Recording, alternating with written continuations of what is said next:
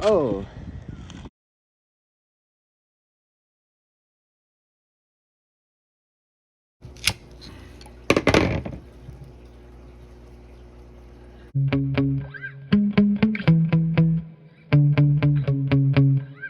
Last time out, running an HBX 2997A at 65 miles an hour, disaster struck.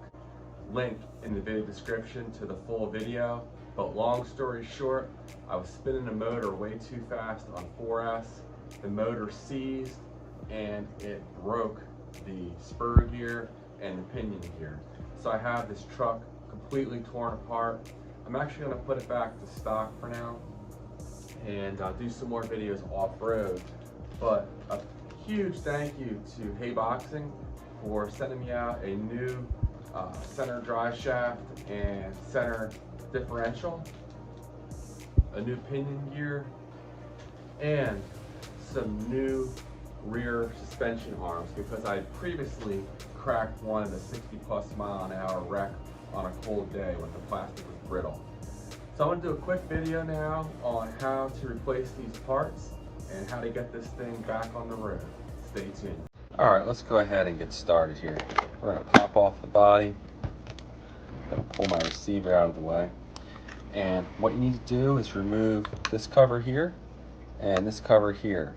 If you remove both of these, you can get to all the different gears you'll need to replace. So for this piece here, there's 8 screws. 1, 2, 3, 4, 5, 6 is down there, 7, and 8. And for this cover here, there's 4. 1, 2, 3, and number 4 is down there. So go ahead and pop those off, and then your truck will look like this. Okay, so I'll put a link down in the video description where you can get all these parts here, but the part number for the pinion T2705, the part for the center differential T2302, and the part for the rear suspension arms is T2007. And you can see here I have manual opened up. It has all the part numbers in there, but it's here for reference if you need it.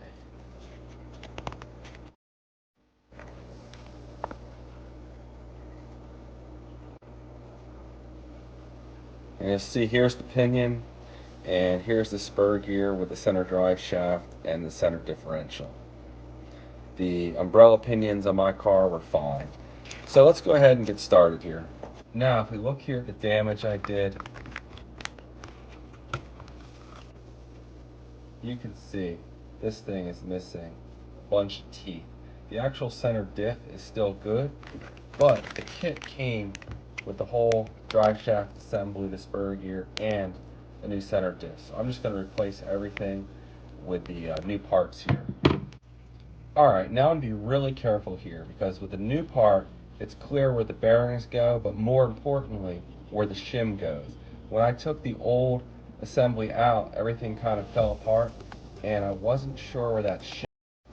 But looking at the new part here, the shim is actually right here against the spur gear. You could probably see it in there. It's like a brass looking shim. So you want to make sure that you have that in the right spot. So there's my shim. Put this bearing back on to hold it in place. Yeah, and looking at the manual, I don't see anywhere where it shows that shim. So there you go. It goes between this bearing and the spur gear. Alright, next I'm going to go ahead and take this drive shaft, and it goes down the tunnel here, and it's going to seat up in here, and once it's in there, it'll seat right where it should be. And you can see when I spin the front tires, this is locked in place and doing what it should do. Alright, next I'm going to put this little gear here back on the end of the drive shaft. I have my 2 bearings in place, and this should just slide right on here and then seat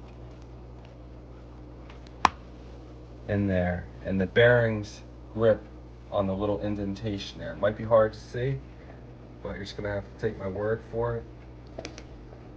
There's a little indentation, and the bearings seat on either side of it. Next, I'm gonna go ahead and reuse my old differential. Previously, I put this in backwards. I think it goes this way. Yes, and looking at the manual here, shows the center diff here, that little gear I just installed, and then it has the diff oriented, and I have it right now. So there we go, that's in place. Alright, now what I'm going to do is I'm going to go ahead and take this large chassis piece here and secure it. I want to keep these gears in place. I don't want them falling out. And then after I do that, I suppose I'll go ahead and reinstall the motor. So that's going to seat right like that. It's been a few weeks since I took this truck apart. I don't remember where all the different screws go, but as you can see here, most of them are the same size, but this one here and this one here are a bit longer than the others. Actually, there's 3 different sizes. We have 2 different sizes here as well. So I'm going to have to be real careful, making sure I put the right screws in the right holes. And according to the manual, I have these S029 screws. There's 1, 2, 3, 4, 5, 6, 7, 8 of them that are needed to put this chassis piece back in place. So which of these screws do I have 8 of? Now it looks like I only have 6 of those and 2 of these longer ones. So I'm going to put these 6 in these holes here, and I think those 2 longer ones may actually go back here. I'm not entirely sure, but that's my best guess. Alright, I have those in place. It looks like I'll probably use these finer thread screws here to put the shocks back in place. And then best I can tell, these 2 other screws will go in the back, like I said a moment ago. Alright, now I'm going to go ahead and reinstall the stock motor. So I have the motor mount here with the red pad, and number 16 is facing on the outside, and that's the stock setting, so you can run the stock 16 tooth pinion gear. So I'm just going to go ahead and slide the motor down here in its groove, seat it in place, and then it should mesh here with the spur gear. That looks good. Got it all the way down in there. Next, I'm going to go ahead and put the cover here for the pinion gear back on.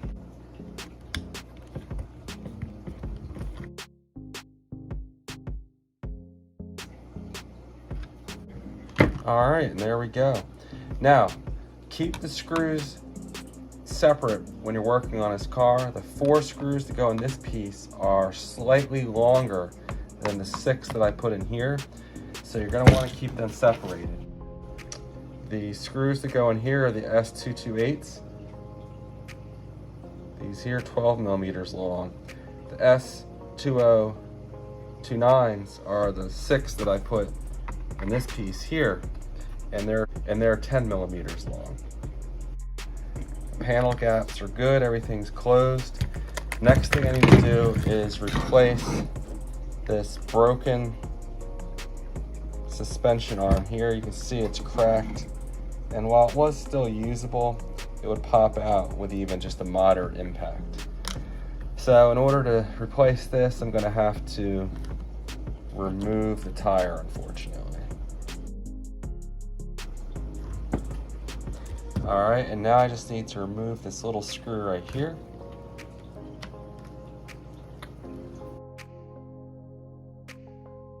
Now this kit does not come with this insert here, so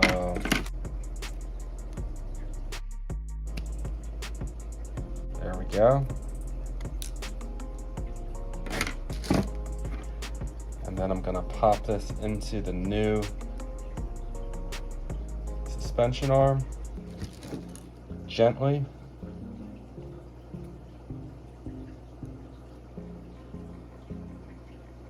So we're gonna get it squared up and just try to, there we go, pop it right in there. Nice. And I'm just gonna line it up with the screw and screw the screw back in.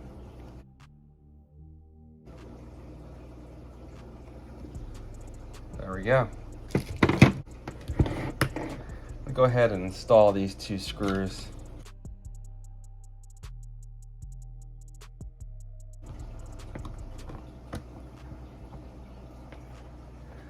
There we go. Now the suspension arm kit did come with new screw pins here. I'm just going to reuse the old ones though for now.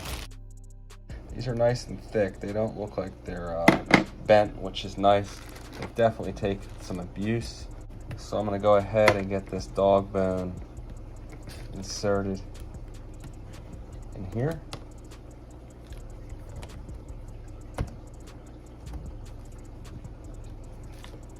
Looking good.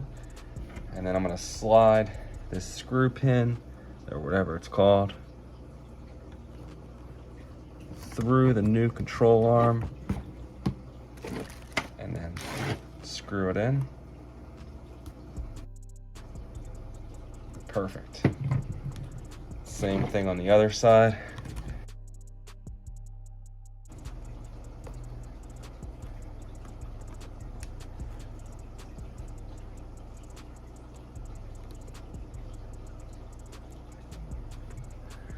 Very nice. Now, I have 2 screws left, and these finer thread screws should be the ones that hold the suspension arms, or the shock absorbers rather, in place.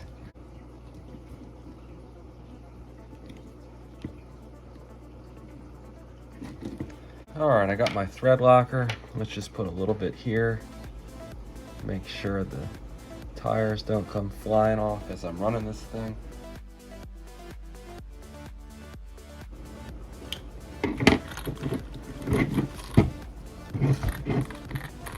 Alright, now I have the stock ESC here. I did change out the small, I think they were 3.5 millimeter bullets for these 6.5 millimeter ones.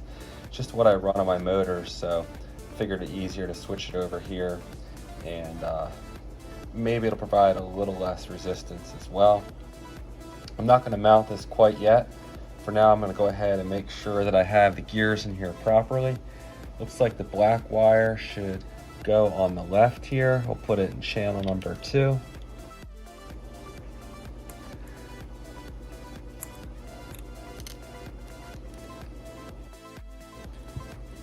And there we go, white wire to the right.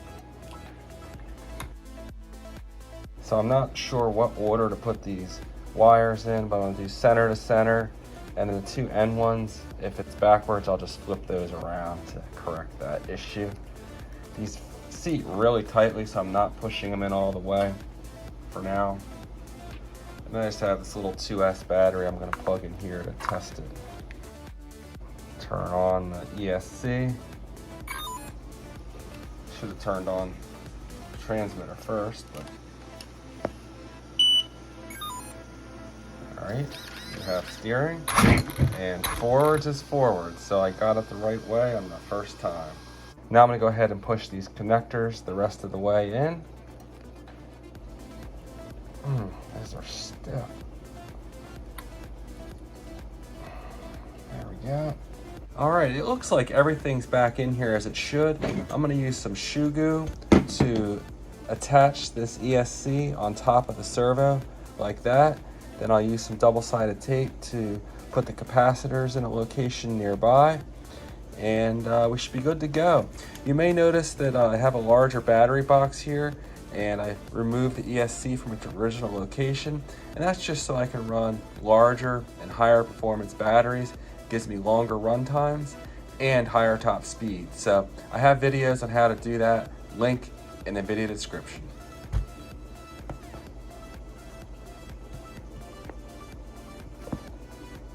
All right, I have a dab of shoe goo there.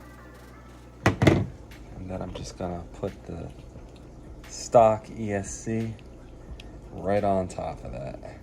Smush it around just a little bit. All right, now this ESC is wanting to creep forward on me. So I'm gonna put a little spacer between the ESC and the servo arm here, just using an Allen key, and that should keep it from creeping forward and give me the spacing I need as it dries overnight. So now I'm just gonna go ahead and put a weight on top of here and go ahead and let it dry. Now it's the next day. The ESC is dried.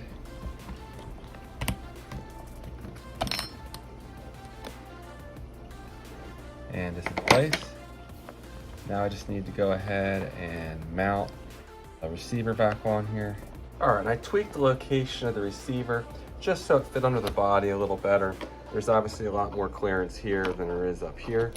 And I think it's ready to go. So thanks for checking out this video. Please like and subscribe if you found this content useful. And if you have any questions, go ahead and let me know in the comment section. All right, take care.